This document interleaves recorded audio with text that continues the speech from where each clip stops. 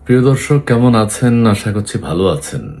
ভালো থাকবো কিভাবে, ভালো থাকবেন কিভাবে? এইচএসসি পরীক্ষার্থীদের এই বন্যার মধ্যে যে করুণ অবস্থা দেখেছি, এইচএসসি পরীক্ষার্থীদের বাবা মা অভিভাবক যারা, তাদের যে মনের দুঃখ আমরা দেখেছি, দেশের সাধারণ মানুষ খুব কষ্ট পেয়েছে। এই এইচএসসি পরীক্ষার্থীরা এইভাবে পানিতে ভিজে, কারো কোমর সমান পানি, কারো বুক সমান পানি, পানিতে ভিজে 3 ঘন্টা ব্যাপী পরীক্ষা দিতে হয়েছে তাদেরকে। সরকার কোথায়? শিক্ষামন্ত্রী কোথায়? তারা সিদ্ধান্ত নিতে পারল না। আগের দিন রাতে ঘোষণা দিলেই তো হয় যে আগামীকালের পরীক্ষা স্থগিত। এই পরীক্ষার জন্য ছেলেমেয়েরা কি জীবন দেবে? এই পরীক্ষার্থীরা শুধুমাত্র বন্যার পানিতে আসেনি, এদের অনেকের ঘরবাড়ি বন্যার পানিতে ডুবে গেছে। সেই বিষয়টা চিন্তা করবে কে? কার চিন্তা করা উচিত?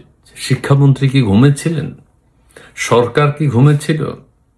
আগে যেহেতু আবহাওয়া অধিদপ্তর জানিয়েছে এইরকম পরিস্থিতি, বন্যা পরিস্থিতির অবনতি হতে পারে, বৃষ্টি বাদলে দেশ প্রবল বৃষ্টি হতে পারে, নানান আশঙ্কার কথা আবহাওয়া অফিস বলেছে, সরকার সেটা চিন্তা করবে না? দেশের কোথায় কি অবস্থা, এই ছেলে মেয়েদের এই করুণ অবস্থায় পানিতে ভিজে, ভিজা জামা কাপড় নিয়ে, ভিজা জুতা পরে, ভিজা মোজা পরে পরীক্ষা দিয়েছে।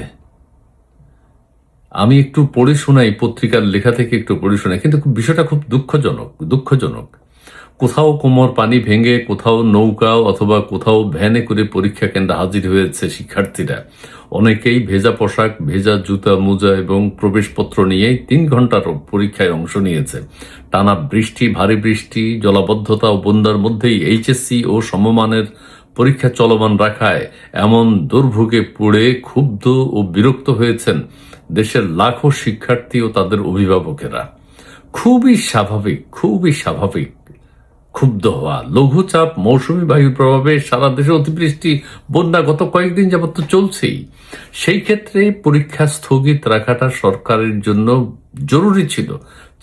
সরকার সরকার বিষয়টা নিয়ে চিন্তাই করে নাই।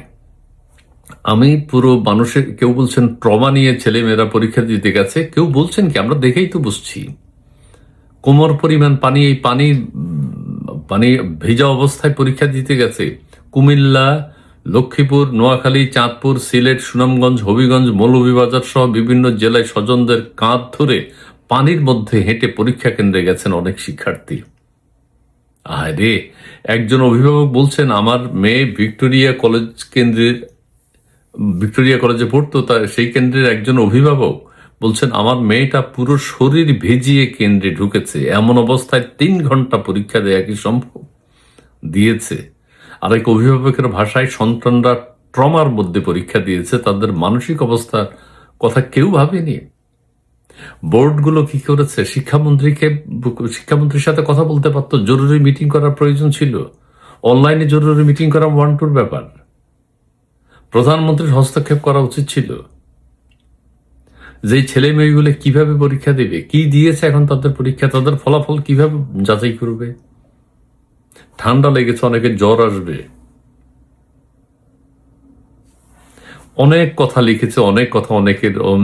শিক্ষামন্ত্রীর ফেসবুক পেজে ক্ষোভের বন্যা। শিক্ষামন্ত্রীর ফেসবুক পেজটা যেভাবে মেয়েদের পানির ভিতরে দাঁড়িয়ে পরীক্ষার্থীদের কথা আমরা শুনেছি, বক্তব্য আমরা শুনেছি, তাদের দুঃখ, তাদের আর্তনাদ আমরা শুনেছি। শিক্ষাবিদরা বলছেন যে কোমর পানি পেরিয়ে পরীক্ষা দিতে যাবে, আবার অন্য কেউ স্বাভাবিকভাবে পরীক্ষা দিবে। এটা তো একটা বৈষম্য। যেসব এলাকায় বন্যা হয়নি, ঠিক আছে, সেসব এলাকায় আপনি পরীক্ষা নেন, পরবর্তীতে পরীক্ষার ব্যবস্থা করেন, প্রশ্নপত্র একটু চেঞ্জ করতে হবে হয়তো। এইভাবে এখন কি সিদ্ধান্ত নিয়েছে সরকার? দায় পাল্টাপাল্টি বক্তব্য। শিক্ষা মন্ত্রণালয়, শিক্ষা বোর্ডগুলো, মন্ত্রী, কেউ কারো কথা বিশ্বাস করছেন না, সবাই সবাইকে দোষ দিচ্ছেন।